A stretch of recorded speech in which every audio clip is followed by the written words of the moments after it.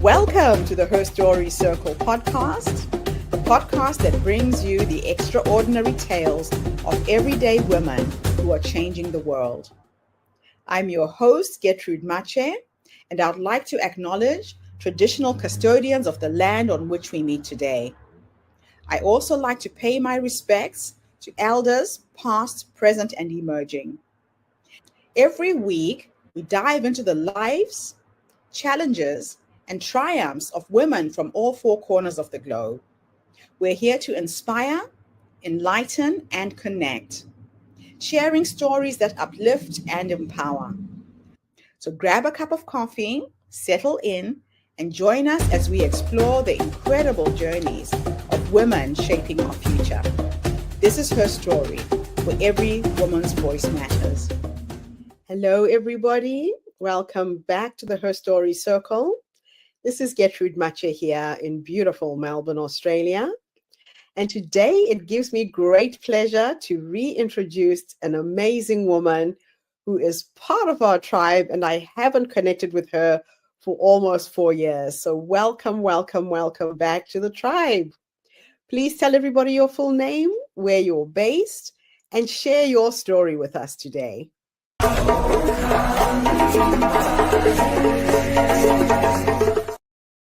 Oh my goodness, that music is just activating me. So, hi everyone, my name is Lynn Erasmus, and I'm originally from beautiful sunny South Africa, Port Elizabeth. I'm now living in gorgeous Bonny, Scotland, Perth. So it's called the gateway to the highlands. So it's a truly magnificent place. I swapped the one beauty for a different kind of beauty. So my story would be, sure, you never know where it's quite to begin. The day I was born, well, the day I was born was in Namibia, a small mining community, little town called Tumip. And at that time, they didn't even have a hospital. So I was born in a army tent. And I think that says a lot about my personality. I'm quite wild. I guess once you've been born and raised in African soil, it never leaves you. So yeah, raised in South Africa, and my career started in 2010. So in 2010, I just finished my studies. I'm a late bloomer, so I went back to go study again. And I finished my degree in 2010, and I studied journalism. And after I couldn't find appropriate work to pay enough, all the bills that needed to be paid, I was just, I had a small wee little boy.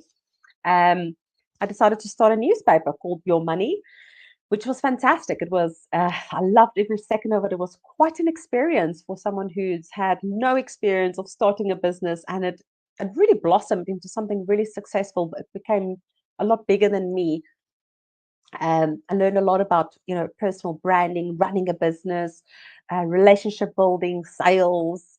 You, as a business owner, you everything. You're the accountant. You're the delivery girl. You're the designer. You're the interviewer. You're the salesperson. You're the marketeer. And then still on top of that, you're still the wife or the spouse and the mother and daughter and friend and colleague.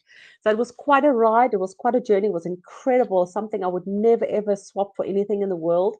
The next 6 years really formed a large part of my skills. I discovered a different part of me that I never knew existed. And it was quite exciting to explore that. It was hard. I'm not going to come and pretend any different, because it was insanely hard. I remember in 2011. So 1 year after I started the business, crazy me thought, oh, that's not enough. Let's also start an event.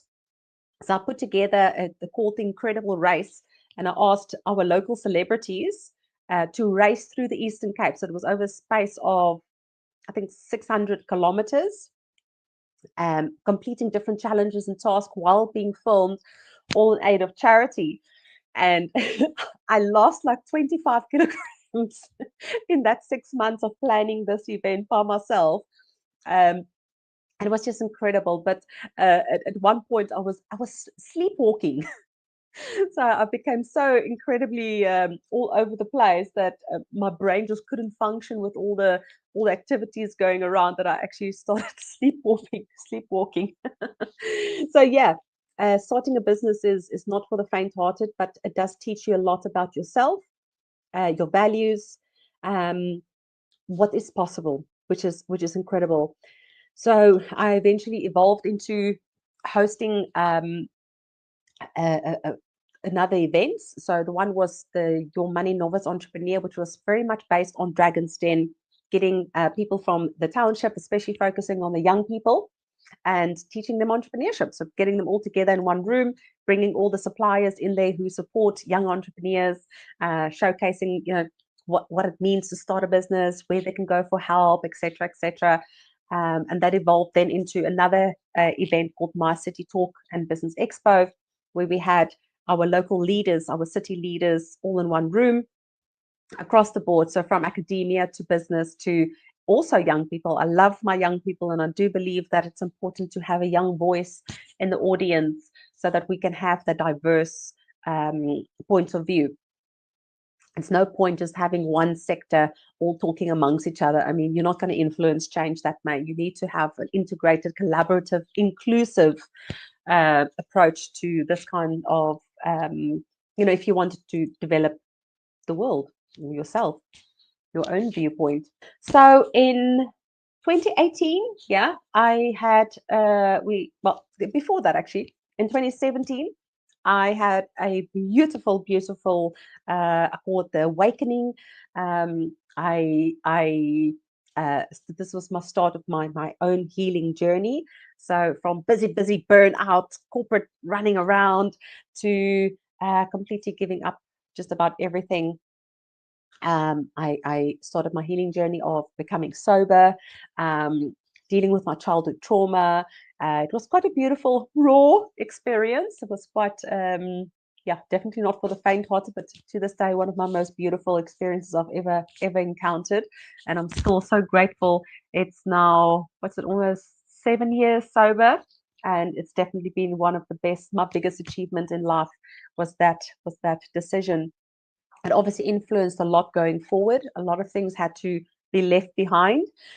But then with the leaving the old identity, it's time to create a new identity. And that's quite profound. That's quite beautiful. It's a really rare gift that we are offered when we get on that cusp of following the old narrative versus changing to the new narrative. So how are you going to create this new life that you perhaps never even thought that you deserved, So I closed my newspaper. I went into more the coaching industry, started researching a lot around health and wellness, around this, dealing with trauma, dealing with addiction, become quite compassionate, quite encompassed, overthrown with what is out there and what sort of support is there, and how can we develop as a human being, what is our options.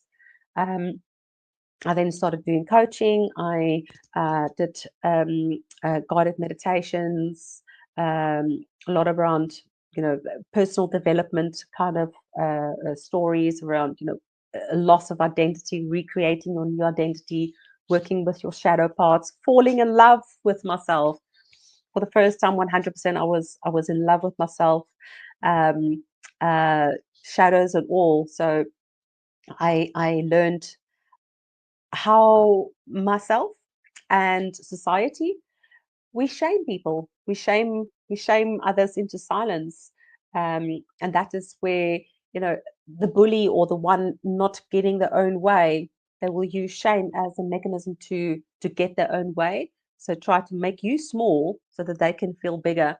So it was quite a journey for me to uncover all these shameful experiences and identities that I had, and break free from it and standing proudly of this is who I am.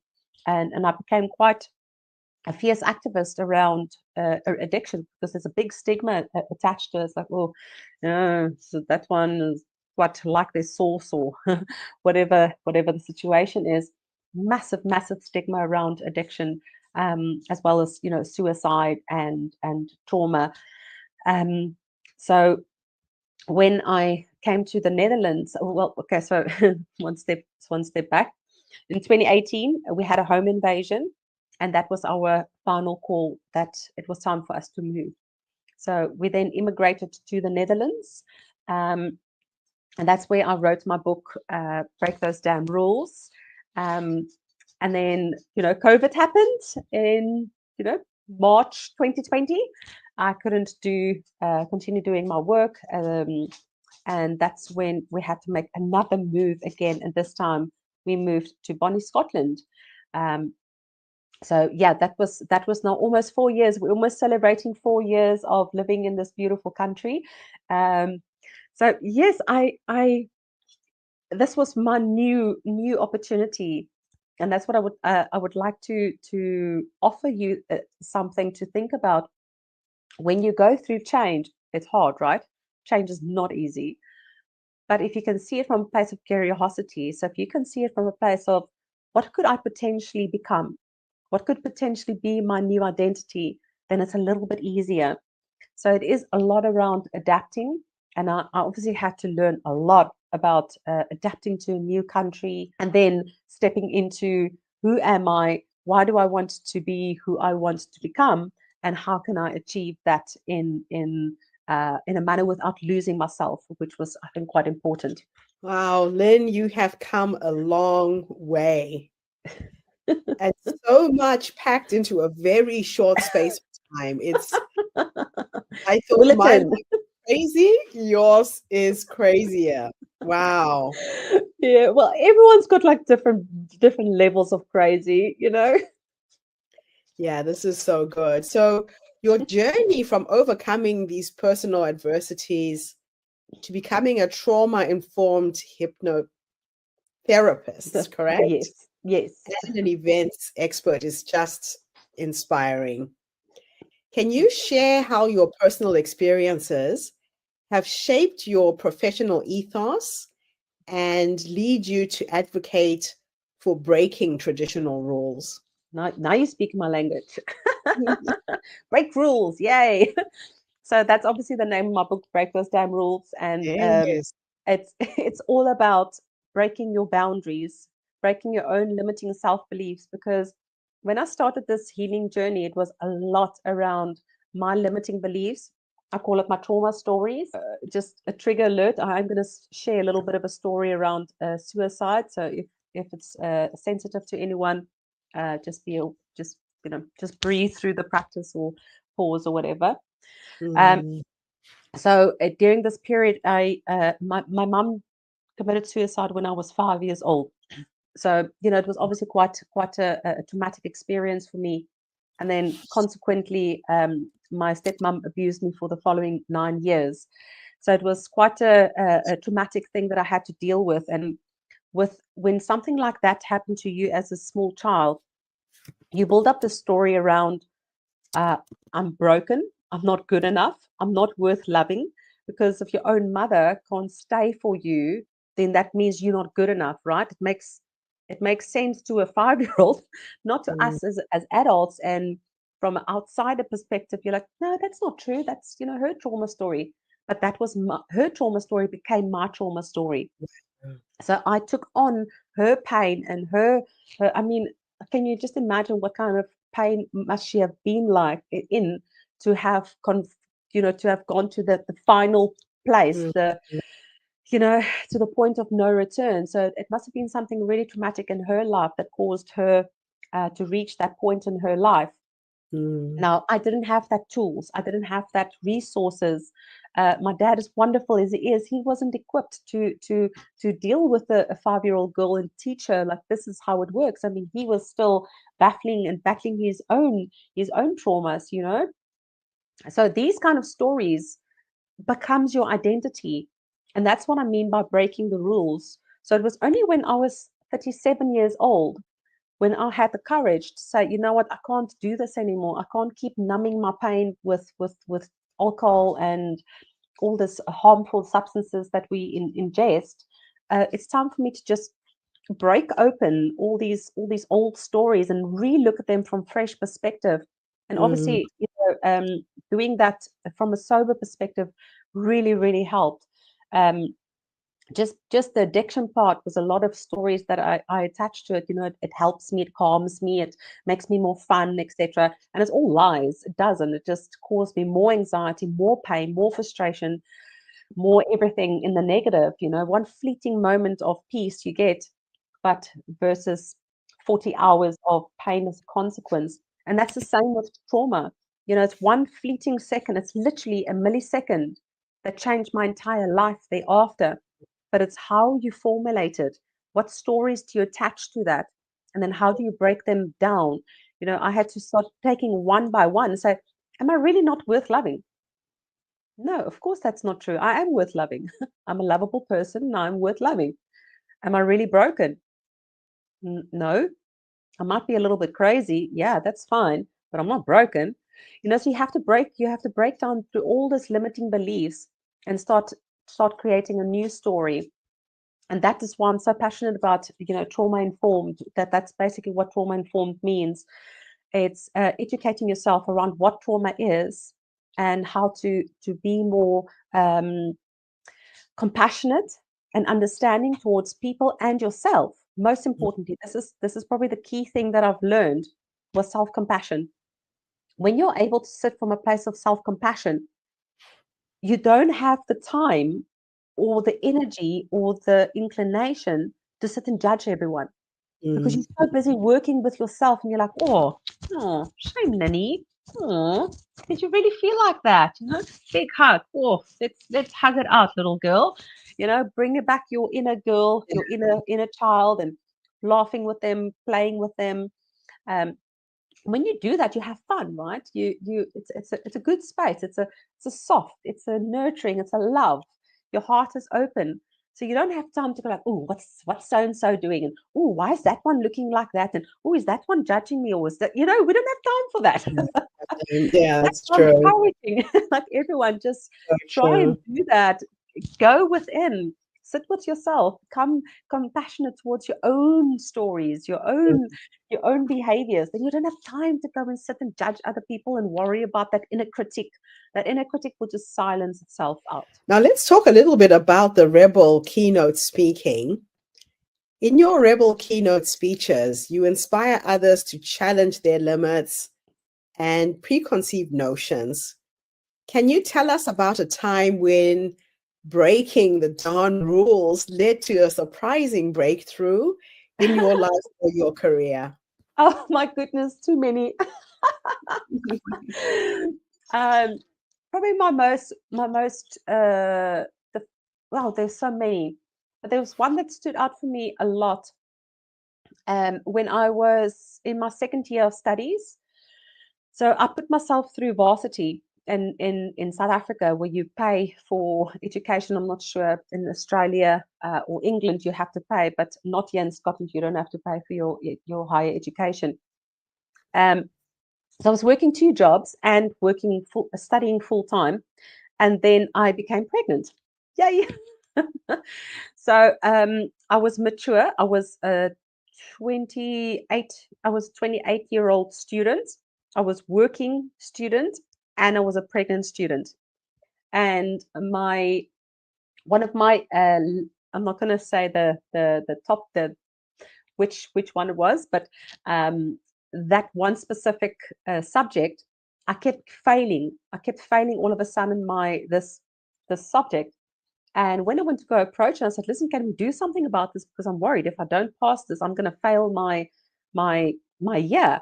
I've worked hard for this." And she said, "Yeah, university is not really for someone like you." I said, "What do you mean, someone like you? Someone like me?" She said, "Well, you know, you're an older student.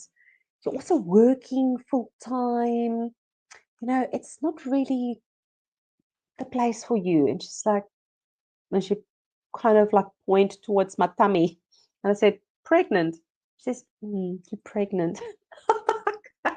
So what does that got to do with anything? She's like, yeah, you know, there's like places like colleges or night classes you can do. Never mind that I got up at like 4 in the morning to be at 5 o'clock at my work so that I can finish at 1 so that I can go to university till 5 and then go do waitressing at night, you know. I mean, it was full on. It was like literally 14-hour, sometimes 16-hour shifts that I had to do every day. So I said, I will get back to you. Slammed the door out on my way out. And I went to the head of department and I said, if that woman fails me one more time, I will sue this university. So that was obviously quite a big, bold move because yeah, there was room for what she had to say. It was kind of true because I wasn't in class every single day from 8 till 5. You know, I would perhaps miss 2 classes or 5 classes a week because of my time schedule. But I had to break the rules and I had to challenge them to break their policies and their procedures so that I could pass. And I mean, there's so many women like myself who's been in that similar situation. And I can remember that same year there were 2 other women who all left. So I thought, no, we can't allow that. We have to start standing up to this old industry rules and policies so that we can break through the boundaries. But it started with me first. I needed to think that I'm worth it. I needed to believe that I have something to offer and I've got something to fight for, and then stand up to those people. And then, you know, I passed. I passed and I've got my degree. Just empowering. So, empowering through adversity. You have a profound understanding of thriving amidst adversity. How do you incorporate this resilience into your coaching and workshops? And what feedback have you received from participants about the impact on their professional and personal growth? So I think the most important thing. So I do talk around, you know, the rebel framework. It stands for resilience, empathy, breaking rules, evolving, and lighten up. So it's those 5 cornerstones of what it takes to be a true rebel.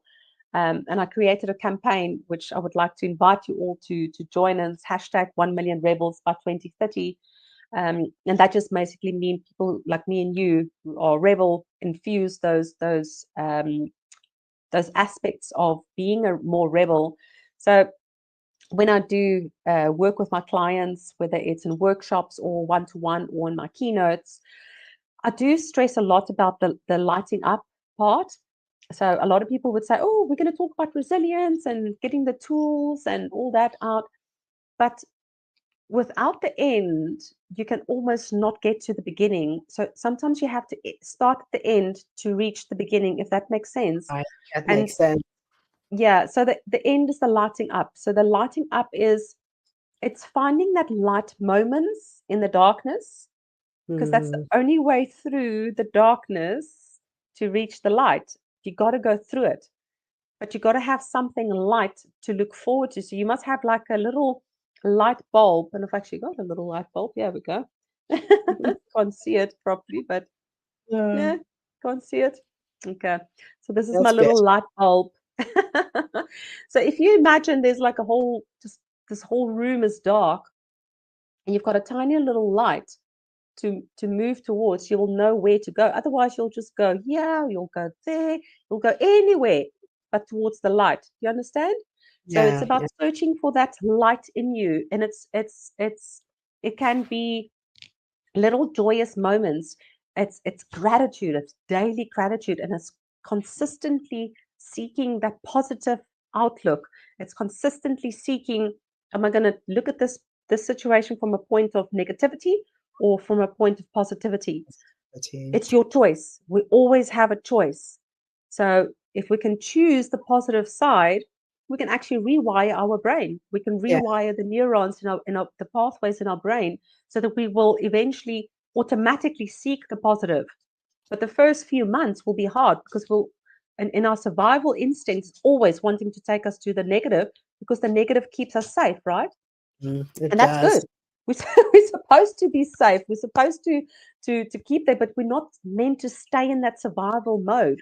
And that's unfortunately where we are at the moment, especially as a global citizens. We are experiencing a global traumatic, a collective trauma, and that is this constant seeking that home. So when we talk about, I do the NADA acupuncture, and when we talk about the somatic exercise, it's also, we've got two parts of our nervous system, and it's the sympathetic and the parasympathetic. Now, the parasympathetic is the good side of the parasympathetic is the calm. That's the homeostasis. It's the, oh, I'm home, mum, that nice feeling. That's what we're all seeking. No matter who you are seeking home. We all want mum. But next to mum is the fear. And when in the parasympathetic is activated to such an extent that fear is present, we become numb, we become disassociated, we become depressed, can't be involved with people, we can't be bothered anymore. That's not good. We need to kick ourselves back. Paralyzes you. You're paralyzed. So you need to get back into the sympathetic nervous system, which is the fight or flight. That's like, okay, there's danger, let's go. We're gonna fight, or we're gonna run away to save ourselves. And then close the trauma loop and get back to homeostasis. So how can we continuously seek homeostasis if we're aware of these two strands of ourselves? So as we are sitting here and we're talking, we can think to ourselves, am I in that the dorsal vagal stage, or am I in the negative side of the parasympathetic, or in the sympathetic stage? Where are we, and how can we close that trauma loop? How can we activate and so not activate, how can we deactivate our nervous system so that we can just get calm, so we can just get back to the breathe. I love it. Home. So let me ask you this question. If you could go back to the younger you and give yourself 3 nuggets of wisdom based on what life has taught you up until this point, what would you have wanted somebody to have said to you when you were going through all of this? I'm unfortunately one of those people that I don't learn from other people's mistakes. I seem to want to learn my own way. I'm very stubborn that way, that if someone tells me the sky is green, I need to go out and say, oh, look, it's actually gray, or sky is blue, whatever. I have to go and fight for myself that it is what they said it is. So I often thought about that, if I wish, things would have been different. But to be honest with you, I don't think I would have done anything differently. Perhaps I would have liked to have known more about not having to prove my worth. That's something that was constant for me. I always had to prove my worth. I had to prove that I'm worth loving, that I'm worth having in your circle of friendship, or so I could never really be 100% honest and true. I wore so many masks. I've been conditioned to pretend a lot, in the fear that I won't be good enough, that I will be shunned, that people will say, well, we don't like her because she's honest, or too silly or crazy or whatever. I think that would probably be my biggest one, is to not be ashamed of who you are, because there's enough clones out there. The uniqueness of you is just so beautiful, and that's my Become Unstoppable motto. Is the Become Unstoppable stands for be you. That's how you become unstoppable, is being you. Truly embellishing who you are. And I sit with my children a lot, especially my young daughter, around this fact of you're enough. You don't have to go prove to anyone that you need to be the cool kid, or that you are a clever girl or a good girl. You don't have to prove to anyone. And only recently she's starting to come back and say, oh yeah, that actually does work. Because she was like, always wanting to go and prove herself in the circles, and she wants to be with the cool kids, and they always kick her out because she's such a softie, so they'll always make fun of her and kind of bullying her. And I say, just stand your ground. Don't try and become them. Just be you. Things will work itself out. And she says, yeah, mommy, she came back to me the other day and she says, yeah, mommy, they want to play with me all the time now. Everyone's running after me and they want to play with me. I'm like, yeah, because you're beautiful. You are you. And they don't understand it. So that the people, are either jealous of you or they want to be with you. So accept that you're not for everyone, and that's okay. We're not meant on this earth to please everyone and be here for everyone. Just be you. Find your own beautiful spark. Find that light and just be you. Now, let me take you into the future. You're now 100 years old, and I'm going to teleport you to go and have a conversation with the 100-year-old you. Ooh. Based on how you're living your life right now, if you could go and meet this amazing woman who's leading you to this point, what would you say to her when you finally meet her? That actually makes me quite emotional. I love you. Yeah. I'm very blessed to have lived such a beautiful life. Yes, with extreme adversities, but I can, with an open, honest heart, say that I've lived every single second. I've made every second count, and that's a rare gift. That's something a lot of people take for granted. And I'm just so grateful for myself, and obviously for the people in my life, for God. I'm very spiritual, believe in Jesus and God and the angels and the spiritual world. I'm just so grateful for their support, for helping me through every single part of my journey. And I'm still here, I'm still here to share my light, and that's a blessing. That's awesome. Lynn, it's always a pleasure reconnecting with you. Your energy, your spirit comes through so strong all the way in Australia. Thank you so much for this interview. Thank you so much for this opportunity. I loved every second. Thank you. And I have your website scrolling at the bottom of the screen. If anybody is looking for support, is looking for a coach, please reach out. This is an incredible woman who brings to the table so much knowledge. It just blows me away at what you've done with your life. So I'll be back again tomorrow, everybody, with yet another amazing guest. The Her Story Circle is bringing you stories and voices of women from all over the world to uplift, inspire, and energize you. So tune in again tomorrow when I interview yet another amazing guest. In the meantime, have a fantastic day, morning, or evening, wherever you are in the world, and bye for now. Thanks again, Lynn. Thank you for tuning into the Her Story Circle podcast. I hope today's story has inspired you to believe in the power of our stories and the difference you can make in the world when you use your voice. I'm Gertrude Mache, and it's been an honor to share this space with you, where voices from all walks of life come together to weave a rich tapestry of diverse perspectives. Don't forget to subscribe, rate, and review our podcast to help us share these stories with more listeners. Follow us on social media by looking for the Her Story Circle podcast for more updates.